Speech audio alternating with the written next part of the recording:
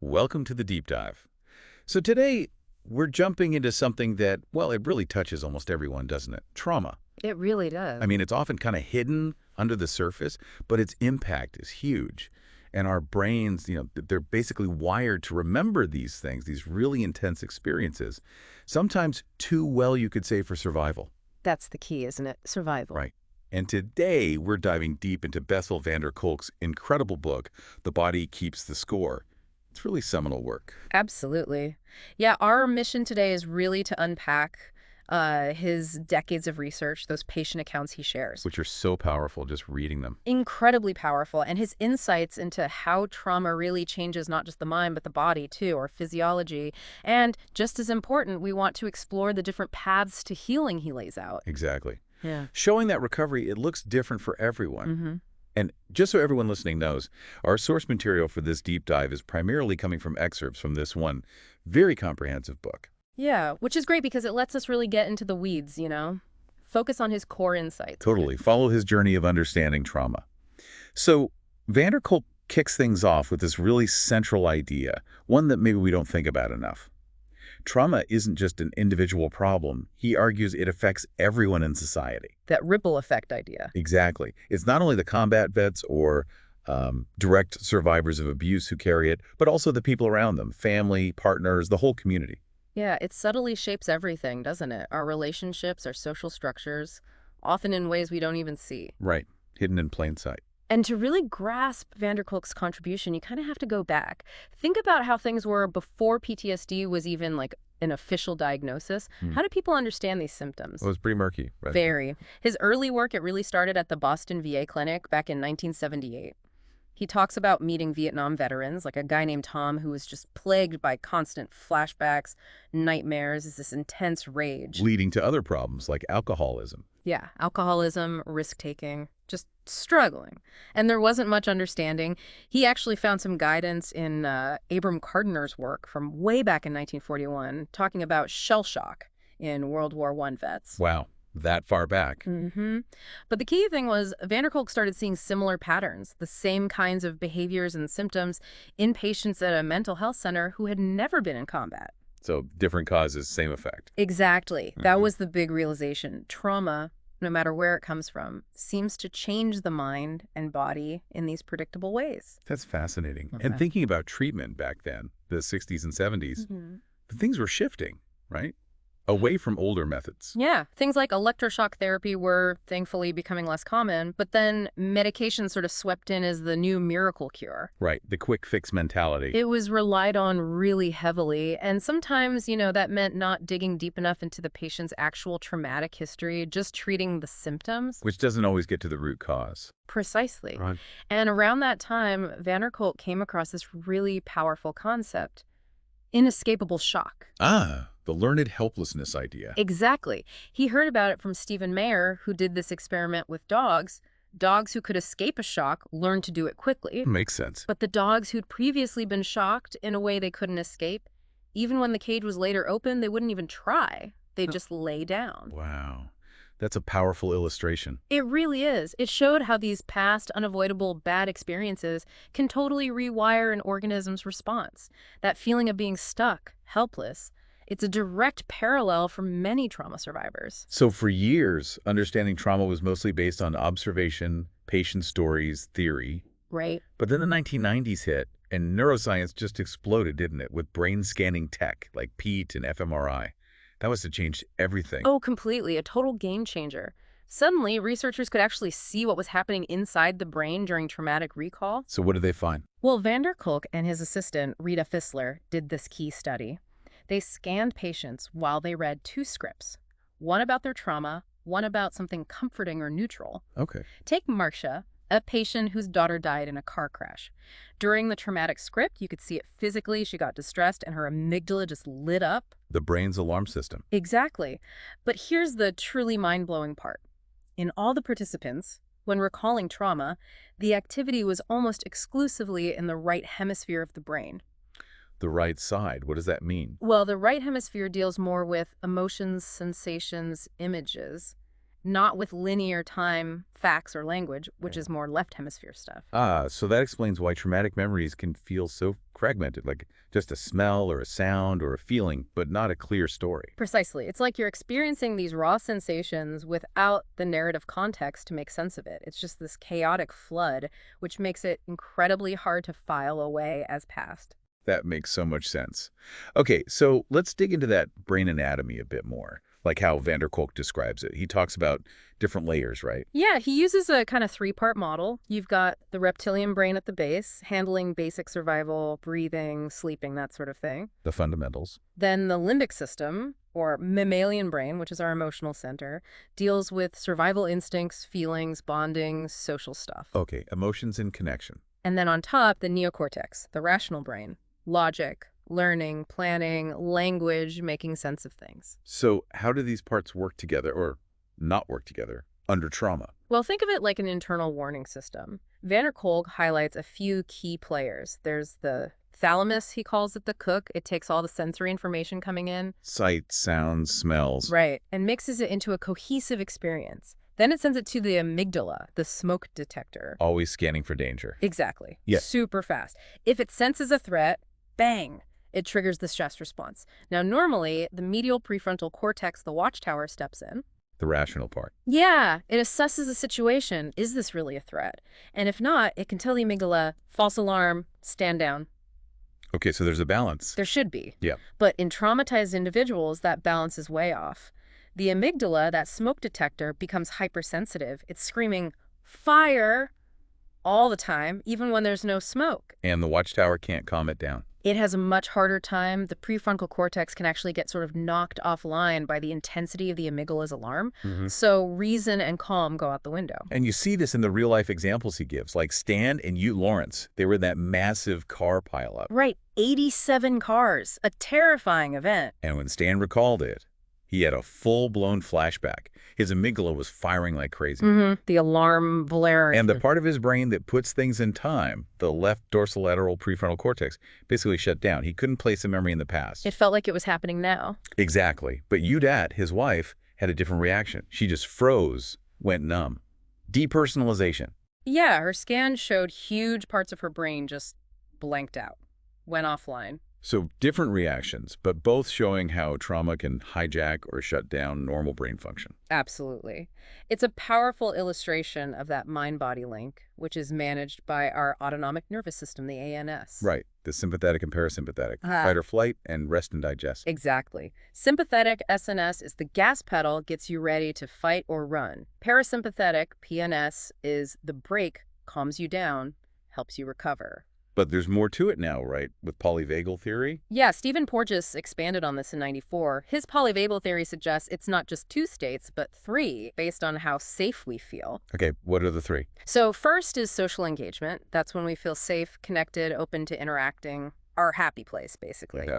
If danger appears and social engagement doesn't work, we shift into fight or flight. That's the sympathetic system kicking in. Right. But if the threat feels overwhelming, inescapable, then we can drop into the 3rd state. Freeze or collapse. That's like the oldest part of the vagal nerve taking over, basically shutting the system down to conserve energy. Think possum playing dead. That makes sense. And that shutdown connects to something else van der Kolk talks about a lot, that profound disconnection from the body many survivors feel. Oh, absolutely. It's a core theme. He shares the story of Sherry, who survived childhood abuse and later rape. She described picking her skin just to feel something, anything. That's heartbreaking. It is. And during massage therapy, she literally couldn't tell where the therapist was touching her. Other patients reported not feeling entire parts of their bodies, just numb. How does he explain that neurologically? Well, studies, like one by Ruth Lanius he mentions, actually showed less activation in the brain areas linked to self-awareness, that midline region, in traumatized people. It's like the connection between the brain's sense of self and the body's physical sensations gets severed. And the consequences of that are huge, right? Lack of agency. Huge. A feeling of not being in control of your own life or body. It can lead to alexithymia, basically, not being able to name your feelings. You feel something but don't have words for it. And depersonalization. Yeah, feeling detached, like you're watching your life from the outside, not really living it. It's this deep internal alienation. So if trauma does all this to adults, What happens when it hits during childhood? Those really formative years, that must be particularly damaging. Extremely. This is where attachment theory, specifically John Bowlby's work, becomes so crucial. He talked about secure attachment, the ideal, where a child feels safe and connected to their caregiver. Leading to better outcomes later. Generally, yes. But then there's insecure attachment, which includes anxious, avoidant, and the one most relevant here, disorganized attachment. Disorganized, what does that mean? It typically forms when a caregiver is both the source of comfort and the source of fear or threat. Think abuse or severe neglect. The child doesn't know whether to approach or flee. A terrible conflict. Exactly, a biological paradox. They need connection, but the person they need it from is dangerous. The long-term fallout is devastating major problems with regulating emotions, managing impulses, aggression, relationship difficulties, even higher risks for things like suicide attempts in adulthood. It wires the brain for fear and confusion right from the start. He gives the example of Marilyn, right? The incest survivor. Yes, raped by her father repeatedly. As an adult, she had immense trouble with intimacy, feeling emotionally numb, even though her life looked normal on the surface. And she developed an autoimmune disease. Right.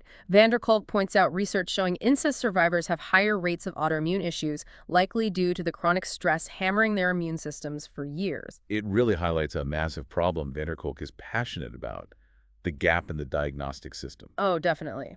He argues that traumatized kids often get slacked with labels like bipolar, ADHD, depression. Which might describe some symptoms. Right, they might have those symptoms, but the labels treat the effects, not the cause, the underlying trauma. So the treatment they get is often missing the mark completely. It's like treating smoke inhalation without putting out the fire. Excellent analogy. And the numbers are stark. He and Judith Herman did a study finding that 81%, a huge majority of patients diagnosed with borderline personality disorder, reported significant childhood abuse or neglect. 81%. That's staggering. Yeah. It suggests BPD might often be, in essence, complex trauma. It strongly suggests a link, yeah. And this aligns perfectly with the ACE study Adverse Childhood Experiences. Right, Dr. Folletti's work. That massive study found, one, traumatic experiences rarely happen in isolation. Most people reported 2 or more ACEs. And 2, the more ACC someone had, the higher their risk for depression, suicide attempts, substance abuse, all sorts of long-term health problems. A clear dose-response relationship. Absolutely. The evidence is overwhelming. Yet, despite all this evidence, Kolk talks about his struggle, his failed struggle, to get developmental trauma disorder, DTD, recognized in the DSM, the diagnostic manual. Yeah, decades of effort. It's quite frustrating to read about because you have hundreds of thousands of kids in foster care, in juvenile justice, cycling through systems. Getting multiple diagnoses, none of which capture the core trauma. Exactly. So they don't get the right kind of help. Their primary wound goes unnamed and untreated. It's a systemic failure, really. It really is. Okay, let's shift focus a bit to memory itself. How trauma gets stored, or maybe not stored in the usual way. This area seems pretty controversial. It definitely is, but the idea isn't new. Pierre Janet, way back in 1889. Wow, even earlier than Gardner. Yeah, he wrote about traumatic stress, observed patients reenacting traumatic events like a woman reliving her mother's death. He even coined the term dissociation. And Freud, his contemporary, had the talking cure, right? Believing you had to bring repressed memories up. Right.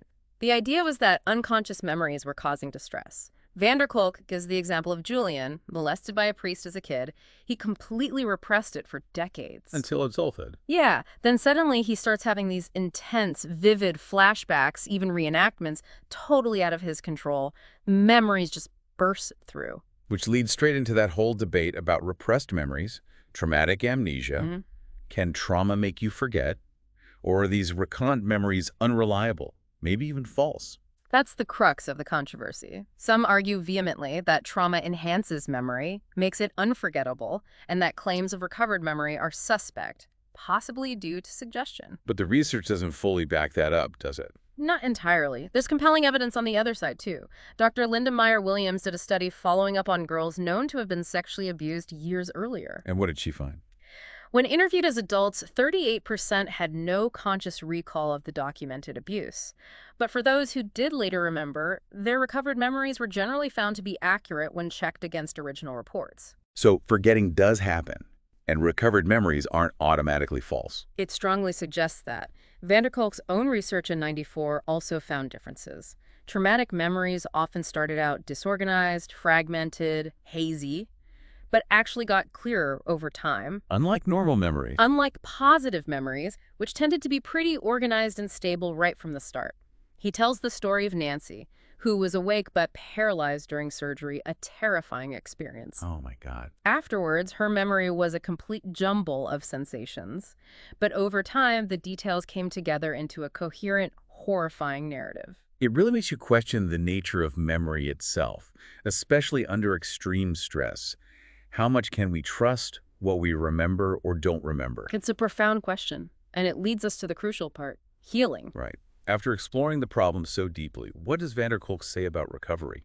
Is there hope? Definitely. That's his central message, really, but he's very clear. There's no single magic bullet, no one-size-fits-all cure. It's not just about taking a pill or even just talking. No, he really emphasizes that. The goal isn't just symptom reduction. It's about helping people take ownership of themselves again, integrating mind and body. Processing those traumatic memories so they belong to the past, not the present. Exactly. And achieving a sense of calm, safety, and presence now. He's quite critical of over-reliance on medication alone. So what does work? What strategies does he advocate? He talks broadly about limbic system therapy approaches aimed at restoring that balance between the emotional brain, the limbic system, and the rational brain. Okay, what does that involve? It's a whole toolkit. Things like mindfulness, building strong, safe relationships and support systems, physical activity, especially things that connect you to your body and maybe involve community, like dance or theater. Getting back in touch physically. Crucial. And taking action, regaining that sense of agency. He does mention other therapies like CBT, desensitization, even cautiously, things like psychedelics for accessing memories calmly. But always with caveats. Always. Need for skilled therapists, awareness of risks and side effects. The main point is combining approaches. Okay, let's unpack some of the specific therapies he explores in more detail. Talk therapy, the classic approach. Pros and cons. Pros. Naming the trauma is powerful. It breaks the silence, reduces isolation. Processing through writing or art can also be huge. Gives it form. Exactly. Cons. Sometimes words just aren't enough for these deep, body-based sensations. Language can feel limiting. Also, talking about intense trauma can be overwhelming if not handled carefully. And you need a safe space. Absolutely critical, a safe, trusting relationship with the therapist. So his point is, talk therapy is valuable, but often insufficient on its own, especially for complex trauma. It doesn't always reach what the body holds. Which is where other methods come in, like EMDR, eye movement, desensitization, and reprocessing. It sounds complex. It sounds a bit strange, maybe, but it can be incredibly effective. The basic idea is the patient holds aspects of a traumatic memory in mind, images, feelings, thoughts, while the therapist guides their eyes back and forth or uses other bilateral stimulation like tapping. Van der Kolk found it yielded really positive results at his clinic, sometimes better than meds for certain traumas. You mentioned Kathy's case. Yeah, Kathy used EMDR to process horrific memories of sexual abuse and prostitution. It fundamentally changed how those memories lived inside her, allowed her to move forward. It helped integrate them. Then there's yoga. How does that fit in? Well, remember that mind-body disconnect. Yoga is all about reconnecting. Van der Kolk's team noticed many patients struggled just to feel their bodies. They started looking at ways to improve heart rate variability, or HRV. A measure of nervous system flexibility. Exactly, a sign of resilience. And yoga turned out to be really effective for improving HRV and helping people safely tune back into their physical sensations. Like Annie's story. Right. Annie, a childhood abuse survivor, found yoga helped her become aware of where she held tension and emotional pain in her body. It wasn't just talk, it was feeling it, breathing into it. People in their studies reported feeling more self-aware, more confident, calmer. That makes sense. What about IFS, internal family systems therapy? That sounds intriguing, the idea of different parts of the mind. It's a really compassionate model developed by Richard Schwartz. He views the mind not as monolithic, but as having these different parts. Like subpersonalities? Sort of. There are protective managers trying to keep things running smoothly, keep pain hidden. There are firefighters that jump in impulsively when pain flares up. Think addiction, rage, self-harm, trying to douse the fire quickly but often messily. Okay, managers and firefighters. And then there are the exiles, the young, vulnerable parts that hold the actual pain, fear, and shame from the trauma, often locked away. So where does healing come from? From accessing the self with a capital S. IFS believes everyone has this core of wisdom, compassion, confidence. Calm the self that's separate from the parts. The goal is for the self to connect with each part, understand its positive intention, even the firefighters, and heal the wounded exiles. So learning to lead from that core self. Exactly. He gives the example of Joan, the molestation survivor. She had critical parts, self-loathing parts, managers, drinking and cheating parts, firefighters, all trying to protect the terrified, abused child parts, exiles.